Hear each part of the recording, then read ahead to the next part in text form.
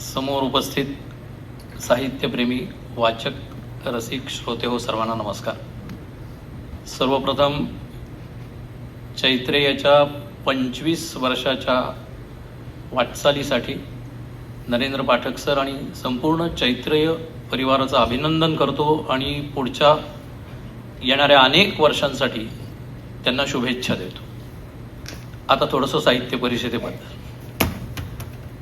आत्ता झालेला सत्कार हा सत्कार असा शब्द जरी असला तरी मी त्याला स्वतः स्वागत असं समजतो, कारण हे जे काय साहित्य परिषद नावाचं जी पालखी गेले 119 वर्ष सारस्वतांनी आपल्या खांद्यावरून नेलेली आहे, त्या पालखीत एक भोई म्हणून माझं स्वागत केलं जातं अशी माझी स्वतःची भावना आहे।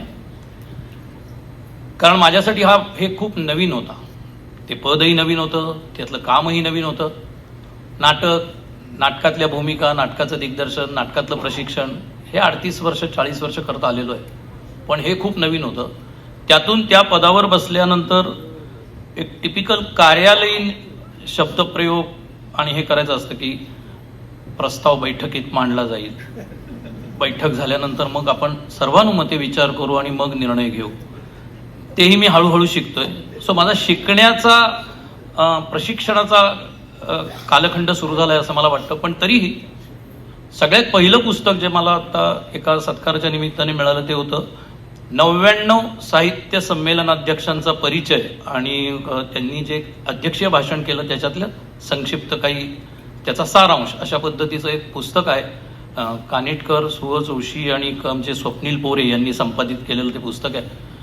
ते वाचत असताना आणि त्यातल्या सगळ्या 99 म्हणजे माननीय विश्वासजींपर्यंतच्या सगळ्यांच्या भाषणांचा सारांश जेव्हा वाचला, त्याच्यामध्ये माझ्या असं लक्षात आलं एक 10-15 मुद्द्यांवरती सातत्याने गेली 199 वर्ष संमेलनाध्यक्षांनी आपले विचार मांडलेले आहेत आणि त्यावरती कामही साहित्य परिषद वेळोवेळी करत आलेली आहे। आता माझ्यासाठी तुम्हा सगळ्यांच्या शुभेच्छा आणि सक्रिय कार्यभाग असा हवा आहे की योगायोग असा आहे की हे 100वे साहित्य संमेलन आता येत आहे। ही महात्मा ज्योतिबा फुल्यांची द्विशताब्दी वर्ष सुरू होणार आहे आणि राष्ट्रीय स्वयंसेवक संघाचं शताब्दी वर्ष चालू आहे। तसंच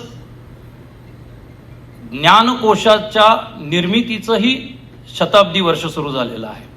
सो ह्या तिन्ही योगांमधनं हे 100वे साहित्य संमेलन तुमच्या साऱ्यांच्या शुभेच्छा आणि नुसत्या शुभेच्छा नाही तर सक्रिय पाठिंब्याने आपण यशस्वी करूयात, जेणेकरून साहित्य परिषद त्याचं कार्यालय हा अड्डा न बनता प्रवाही विचारांचं एक व्यासपीठ बनावं, यासाठी आपण सारेजण प्रयत्न करूयात। एवढं बोलतो आणि विराम देतो। धन्यवाद।